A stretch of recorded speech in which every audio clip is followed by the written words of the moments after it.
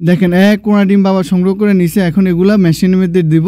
এখন আমি নিজেও বুঝতে পারতেছি না এই মোরগের কি সমস্যা হয়েছে, এত স্ট্রং একটা মোরগ। আসসালামু আলাইকুম রহমতুল্লাহ বারাকাতুহু। বাবা চলে আসছে তিনতলা আমাদের পুরান সেটআপের মধ্যে। আমাদের ফার্মি মুরগিগুলা রেগুলার ডিম পারতেছে, এটা তো অনেকদিন থেকে আপনাদেরকে আমি দেখাইছি।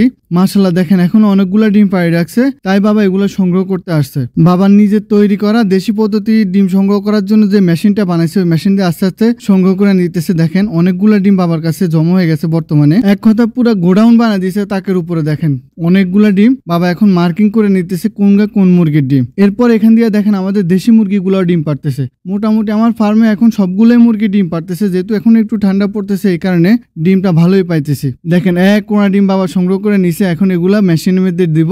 অনেকে ডিমগুলা দেখি হয়তো ভাববেন যে আল্লাহ কত টাকা আমি জানি কামাইতেছি। আসলে আপনাদের জ্ঞাতার্থে বলতেছি এই ডিম আমারে কি পরিমাণ এই পর্যন্ত লস করাইছে, যেটা আপনাদেরকে আমি বলিয়ে শেষ করতে পারবো না। দেখেন ভাই গত মাসে যে ডিমগুলা দেওয়া হয়েছে ওই ডিমগুলা প্রায় 50% ডিম মেশিনের ভিতরে নষ্ট হয়ে গেছে। ওটা অবশ্য কারেন্টের সমস্যা ছিল। লাস্ট কিছুদিন আগে কিছু ডিম উঠাইছিলাম, ওই জায়গায় প্রায় 40% ডিম নষ্ট হয়ে গেছে। বর্তমানে আমার ফার্মি মুরগিগুলার ডিম নষ্ট হয় না, আর বাদ বাকি যে শৌখিন মুরগি এমনকি দেশি মুরগি আছে ওগুলোই বেশি সমস্যা করতেছে। সম্ভবত আমার ঘরে মুরগিগুলোকে স্যালমোনিয়া রোগ অ্যাটাক করছে। আপনারা জানেন কিনা জানি না, স্যালমোনিয়া রোগে অ্যাটাক করলে একটাই সমস্যা, সেটা হচ্ছে ডিমের ভিতরে যে বাচ্চা থাকে বাচ্চার শক্তি কমে যায়। তো ওই বাচ্চা ডিম থেকে বাইরে হইতে পারে না সহজে, ওই বাচ্চা ডিমের ভিতরে মারা যায়। এই সমস্যাটা বর্তমানে আমার চলতেছে, ট্রিটমেন্ট করতেছি। অবশ্যই সবাই দোয়া করবেন যাতে এই সমস্যা কাটিয়ে উঠতে পারি। আমার ফার্মে তো সবসময় একটা না একটা অঘটন লাগিয়ে থাকে।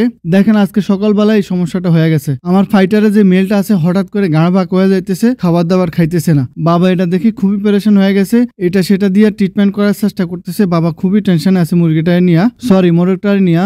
এখন আমি নিজেও বুঝতে পারতেছি না এই মোরগের কি সমস্যা হয়েছে, এত স্ট্রং একটা মোরগ। আপনারা তো ভালো করে জানেন ফাইটার মোরগ কতটা স্ট্রং। এরপরে এই সমস্যাটা কেন হয়েছে আমি এটা মাথায় কাজ করে না ভাই। এখন এই রোগটার জন্য কি করণীয় যদি আপনারা কেউ জানেন প্লিজ আমাকে কমেন্ট করে জানান। আমরা কি ট্রিটমেন্ট দিলে এই রোগটা থেকে এই মোরগটা মুক্তি পাইবো। প্রায় 1 থেকে 1.5 ঘন্টা অপেক্ষা করার পর মোরগটা পায়খানা করছে। পায়খানা করার 15 মিনিট পর থেকে একটু টুকটাক খাবার খাইতেছে। আমরা আপাতত প্রাথমিক কিছু চিকিৎসা দিছি, তারপর ডাক্তারের সাথে যোগাযোগ করব। আপনারা অবশ্যই দোয়া করবেন। যদি ভিডিওটা ভালো লাগে লাইক কমেন্ট শেয়ার করতে ভুলবেন না। চ্যানেলটা সাবস্ক্রাইব করবেন। ফেসবুক থেকে দেখলে অবশ্যই ফলো করবেন। আল্লাহ হাফেজ।